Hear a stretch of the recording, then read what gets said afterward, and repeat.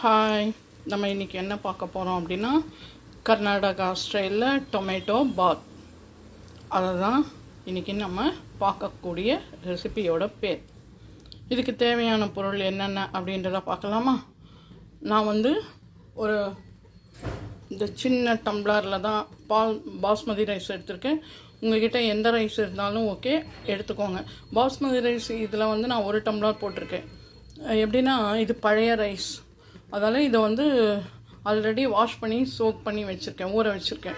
இதில் 1 டம்ளர்னால் நான் 2 டம்ளர் தண்ணி விட்டால் தான் அதுக்கு சரியாக இருக்கும். ஏன்னா பழைய ரைஸ் அப்படின்றதால ரைஸை பார்த்துட்டு நீங்கள் மிக்ஸ் பண்ணிக்கோங்க. தண்ணி இல்லை. இப்போ நான் என்னென்ன பண்ணணுன்றதும் சொல்கிறேன். எதில் நம்ம எடுக்கிறோமோ அதில் 2 டம்ளர் அரிசியை பொறுத்து இருக்குது. இல்லை 1.5 டம்ளர் பிடிக்கும், 1 டம்ளர் ஈக்குவல் ப்ரொபோர்ஷனும் பிடிக்கும். சரியா? அரிசியை ஊற வச்சு எடுத்து வச்சுருக்கேன். அதுக்கப்புறம் வறுத்து நம்ம அரைக்க போகிறோம். என்னென்ன அப்படின்னா தனியா, பட்டை, கசகசா, அதுக்கப்புறம் காஞ்ச மிளகா, உங்கள் காரத்துக்கு தகுந்த மாதிரி மிளகா போட்டுக்கோங்க. அதுக்கப்புறம் சோம்பு, பிரிஞ்சி இலை. அதுக்கப்புறம் இதிலே வறுத்து அரைக்கிறதுக்கு வெங்காயம், பூண்டு, இஞ்சி, அதுக்கப்புறம் தேங்காய்.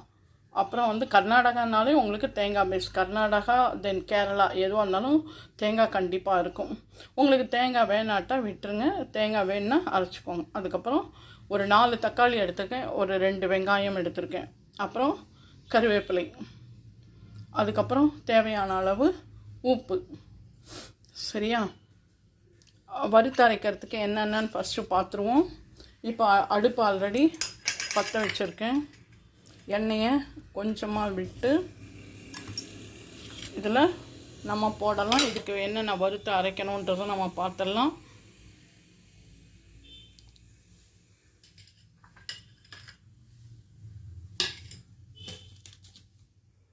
மிளகா, அதாவது சோம்பு,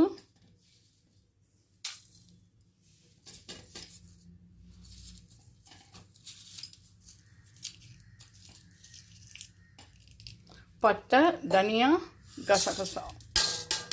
பிரிஞ்சி இலை தாளிக்கும் போது பிரிஞ்சி இலை, லவங்கம், அப்புறம் ஏலக்காய், அது தாளிக்கிறதுக்கு. இப்போ இதை நம்ம வறுக்கலாம். இதை எல்லாத்தையுமே நம்ம வறுக்க போகிறோம். இது ஏன் இவ்வளோ கொஞ்சம் எண்ணெய் விட்டுருக்கேன் அப்படின்னா இதுலேயே நம்ம வெங்காயம், பூண்டு, இஞ்சி, தக்காளி, தேங்காய் இது எல்லாத்தையும் நம்ம அரைக்க போகிறோம், வறுத்து அரைக்க போகிறோம். அதனால தான் விட்டுருக்கேன். கொஞ்சம் ஸ்டவ்வை பெருசாக வச்சுக்கோங்க. இப்போ நம்ம கசகசா, சோம்பு, பட்டை, காஞ்ச மிளகா, தனியா எல்லாம் போட்டிருக்கோம். இது அதுக்கப்புறம் நம்ம நறுக்கி வச்ச வெங்காயம், பூண்டு, இஞ்சி இதையும் போட்டு நம்ம நல்லா வதக்கணும். சரியா? அதால் கொஞ்சம் எண்ணெய் இருந்தால் ஒன்றும் பிரச்சனையே இல்லை. நல்லா இந்த மாதிரி போட்டு வதக்கிக்கணும். ரொம்ப ரொம்ப டேஸ்ட்டாக இருக்கும் இந்த ரைஸ். மார்னிங் சாப்பிட்ற, ஆஃப்டர்நூன் குழந்தைங்களுக்கு கூட கொடுத்து அனுப்புறதுக்கு ரொம்ப ரொம்ப நல்லாயிருக்கும். இதில் கசகசா வயிற்று புண்ணெல்லாம் ஆகும். நெக்ஸ்ட்டு சோம்பு பார்த்திங்கன்னா ஃப்ளேவரும் கொடுக்கும். அட் த சேம் டைம் அதுவும் டைஜஷனுக்கு ரொம்ப ரொம்ப நல்லது. காஞ்ச மிளகா இது உங்களுக்கு காரத்துக்கு தகுந்த மாதிரி போட்டுக்கோங்க. ஏன்னா இப்போ வெயில் ஸ்டார்ட் ஆயாச்சு, அதுக்கேற்ற மாதிரி மிளகா போட்டுக்கோங்க. வெங்காயம், பூண்டு, இஞ்சி எல்லாமே நம்ம உடம்புக்கு ரொம்ப ரொம்ப நல்லது. இப்போ இதை நல்லா வதங்கியாச்சு. நல்லா ஹை ஃப்ளேம்லேயே வச்சுக்கோங்க. வச்சுட்டு நம்ம நறுக்கி வச்சுருக்கோம் இல்லையா தக்காளி ஒரு 4 தக்காளி சொல்லியிருந்தோம் இல்லையா, அந்த 4 தக்காளியை நம்ம போட்டு இதுலேயே சேர்த்து வதக்க போகிறோம்.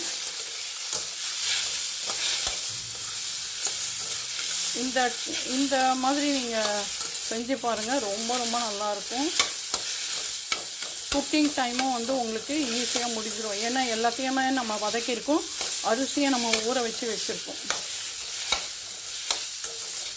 இப்போ சொல்லியிருந்தேன் இல்லையா தேங்காய், உங்களுக்கு தேங்காய் வேணும்னா போட்டுக்கோங்க, இல்லை இது மட்டும் வேணாலும் அரைச்சி போட்டுக்கோங்க. ஆல்ரெடி நான் சொல்கிறது தான், கர்நாடகா கேரளா சைடு எல்லாமே உங்களுக்கு கண்டிப்பாக தேங்காய் இருக்கும். இந்த தக்காளி இதுலேயே நல்லா வதங்கணும். ஏன்னா இதில் கொஞ்சம் வந்து நம்ம குழம்பு மிளகாய் பொடியும் போட்டுக்க போகிறோம். அதெல்லாம் மிளகாவை பார்த்து போட்டுக்கோங்க. அதுக்கப்புறம் தேவையான அளவு தேங்காய், எவ்வளோ தேங்காய் வேணுமோ அந்த தேங்காயையும் போட்டுக்கோங்க. இதையும் போட்டு நல்லா இதில் போட்டு வதக்கணும்.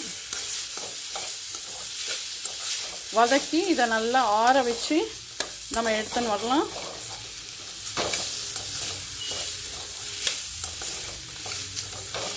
வதங்கட்டும்.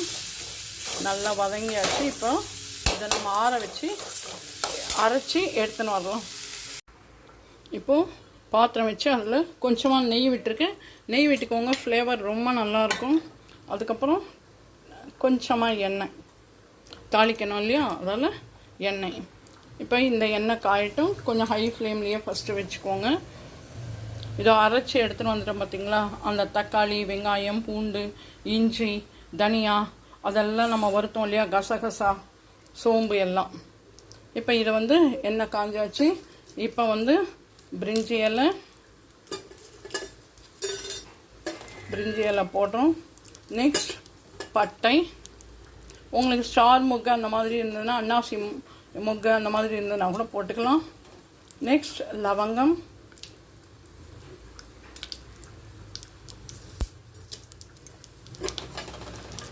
போட்டாச்சு. இது வதங்கட்டும்.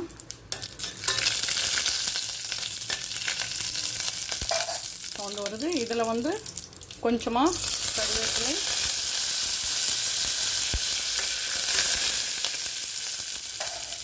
அப்புறம் கொஞ்சமாக முந்திரி. என்கிட்ட குட்டி குட்டியாக இருந்தது, அந்த முந்திரியை போட்டிருக்கேன். கருவேப்பிலை போட்டுக்கோங்க. அதுக்கப்புறம் கொஞ்சமாக மிளகாய் பொடி, சாம்பார் மிளகாய் பொடி கொஞ்சமாக போட்டுக்கோங்க. இப்போது அரைச்சி வச்சுருக்கோம் இல்லையா அந்த விழுது. இப்போ நான் இந்த டம்ளரில் தான் சொல்லியிருந்தேன் இல்லையா, இப்போ இந்த டம்ளர்லேயே நம்ம மெஷர் பண்ணிக்கலாம். இல்லை 2 டம்ளர் விட போகிறேன். இந்த பாருங்கள், வச்சுட்டேன். கரெக்டாக 2 டம்ளர். கொஞ்சம் தான் இருக்குது, அதையும் இதில் கொட்டிடுறேன்.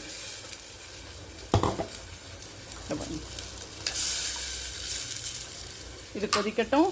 இதை நல்லா மிக்ஸி ஜாரை நல்லா வாஷ் பண்ணி இதில் நம்ம கொட்டிடலாம். இப்போ இதுக்கு தேவையான அளவு உப்பு, உங்களுக்கு எவ்வளோ தேவையான அளவு உப்போ அந்த அளவு உப்பு போட்டுக்கோங்க. உப்பு போட்டாச்சு. மிளகாத்தூளும் போட்டாச்சு. இப்போ நெக்ஸ்ட்டு இந்த ஜாரை வாஷ் பண்ணிவிட்டு இந்த தண்ணியை நம்ம கொட்டிடுறோம். இதை நல்லா கொதிக்கட்டும். கொதிச்சோன்னா நம்ம அரிசியை போட்டு ஒரு கலரி மூடி வச்சிட போகிறோம். சூப்பராக டொமேட்டோ பாத் ரெடி ஆகிடும். இப்போ நல்லா கொதிக்குது. இந்த டைமில் நம்ம பாஸ்மதி ரைஸ் வச்சுருந்தோம் இல்லையா 1 டம்ளர், அதை இதில் போட போகிறோம். ஊற வச்சுருக்கோம் இல்லையா அந்த ரைஸை இதில் போட போகிறோம்.